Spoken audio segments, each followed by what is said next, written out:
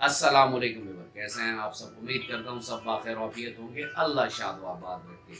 Viewers, आज का हमारा टॉपिक जो है वो सेकेंडरी एजोस्पर्मिया है। ये सेकेंडरी एजोस्पर्मिया क्या होता है, ये क्यों होता है और अनसेफ होमियो में हम ऐसे केसेस को किस तरह ट्रीट करते हैं, इस पर बात करेंगे व्यूअर। लेकिन अगर आप मेरे चैनल पर नए हैं और अभी तक आपने चैनल को सब्सक्राइब नहीं किया तो चैनल को सब्सक्राइब कर दें और बेल आइकन दबा दें, ताकि इस तरह की मुफीद वीडियोस आप लोगों को वक्तन फवक्तन मिलती रहे।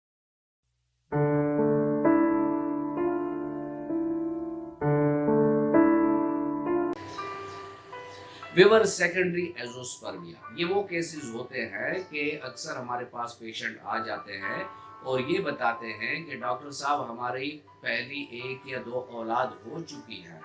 उसके बाद जब हमारे कई साल तक औलाद पैदा नहीं हुई तो फिर हम लेबॉर्ट्री गए। जब हमने टेस्ट कराया तो लेबॉर्ट्री वालों ने हमें ये कहा कि भाई आपके स्पर्म है ही नहीं, जीरो स्पर्म है, आप नील स्पर्म है।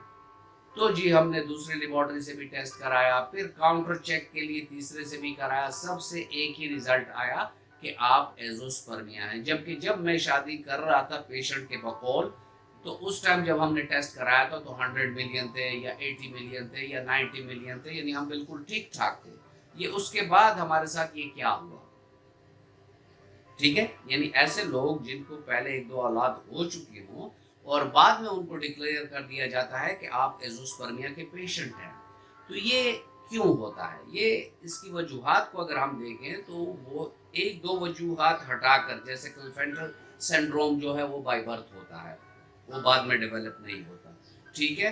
या कंजेनिटल जो वास डिफरेंस है वो ना हो, इसे भी हम कहेंगे कि ये बाय बर्थ वाला मसला है।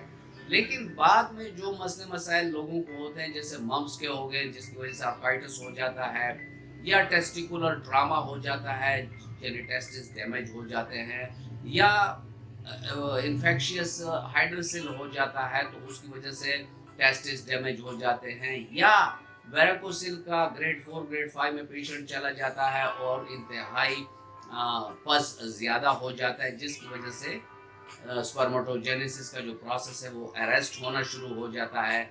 और ऐसे भी हो सकता है कि टेस्टिकुलर साइज कम होना शुरू हो जाए किसी भी बीमारी की वजह से, किसी भी इन्फेक्शन की वजह से, तो टेस्टिस का साइज डाउन डाउन होकर बिल्कुल कम हो जाता है, जिसमें फिर स्पर्मेटोजेनेसिस का प्रोसेस होता ही नहीं है।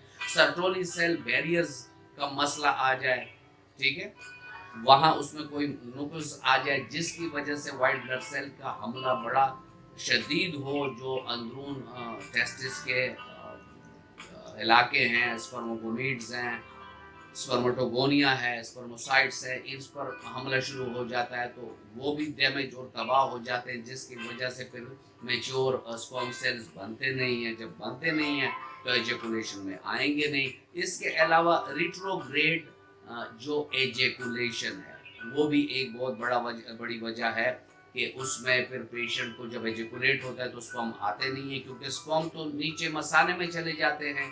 किसी भी वजह से उसको ये मसला हो जाए और रिट्रोग्रेड एजेकुलेशन की तरफ पेशेंट चला जाता है तो फिर उसका यही होता है। क्योंकि पिछले दिनों एक केस था, वो कह रहा था कि डॉक्टर साहब हमारा ये है कि यूरिन बिल्कुल मिल्की सा आता है।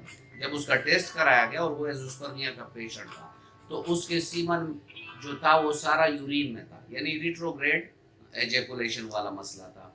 तो कहने का मकसद ये है कि एजोस्पर्मिया पर ऑलरेडी मेरी 10-11 वीडियोस हैं, जिसके लिंक आई बटन पर आपको मेन सेक्सुअल हेल्थ में ये तमाम वीडियोस मिल जाएगी, और एंड स्क्रीन पर भी मैं इन डिटेल जो वीडियोस हैं वो उसके मैं लिंक्स दे दूंगा, वो आप देख लें। लेकिन सेकेंडरी एजोस्पर्मिया के जो काजेशन है वो तकरीबन वही होते हैं जो एजोस्पर्मिया के होते हैं, और इसका ट्रीटमेंट जो होम्योपैथिक में हमारे अनसेफ होम्यो में होता है वो हम काजेशन का करते हैं। हमने कभी दावा नहीं किया कि हम एजोस्पर्मिया को ट्रीट करते हैं। हम एजोस्पर्मिया के पेशेंट की जो प्राइमरी काजेशन होती है उसका मयाज़म होता है उसको ट्रीट करते हैं, उसके सेकेंडरी काजेशन जितने आ रही हैं उसको ट्रीट करते हैं, उसके कॉन्स्टिट्यूशन के मुताबिक अद्वियात देते हैं, उसके अलामात के मुताबिक अद्वियात देते हैं। तो जब हम ये करते हैं तो अल्हम्दुलिल्लाह उसमें 70% तक जो एजोस्पर्मिया के केसेस हैं वो ठीक हो जाते हैं।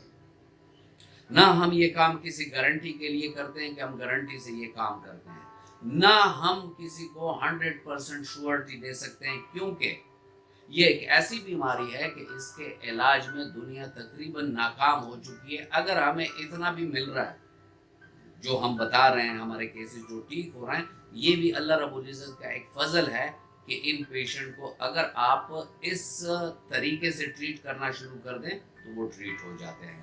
امید کرتا ہوں ویڈیو آپ کو اچھی لگی ہوگی۔ اگر آپ کو اچھی لگی ہے تو ویڈیو کو لائک کر دیں اور فرینڈ اینڈ فیملی ممبرس کے ساتھ اس کو شیئر کر دیں۔ ملتے ہیں کسی ایسی اچھی ویڈیو میں، تب تک کے لیے اجازت، اللہ حافظ۔